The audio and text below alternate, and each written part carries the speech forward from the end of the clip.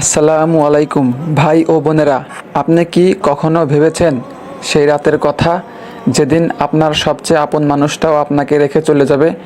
কবরের প্রথম রাত, কেউ থাকবে না পাশে, না মা, না বাবা, না সন্তান, না বন্ধু, শুধু আপনি আর আপনার আমল।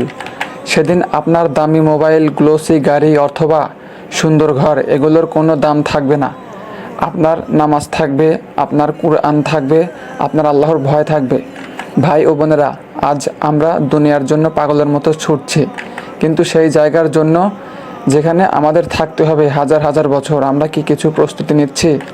রাসূল সাল্লাল্লাহু আলাইহি ওয়াসাল্লাম বলেছিলেন, কবর হচ্ছে জান্নাতের বাগানগুলোর একটি বাগান অথবা জাহান্নামের গর্তগুলোর একটি গর্ত।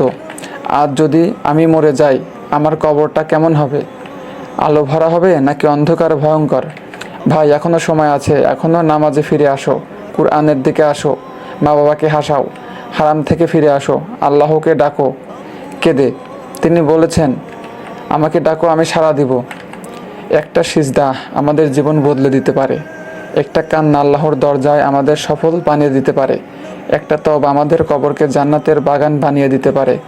তাই দোস্ত, আজ সিদ্ধান্ত নাও, কবরের প্রথম রাতের জন্য এখনই প্রস্তুত হও আর আল্লাহর কাছে ফিরে এসো, কারণ আল্লাহ আমাদের অপেক্ষা করছেন তোমার আমার জন্য। হে আল্লাহ, আমাদের কবরকে নূর দিয়ে ভরে দাও। হে আল্লাহ, আমাদের ক্ষমা করে দাও আর জান্নাতে আমাদের জায়গা দান করো। আমিন।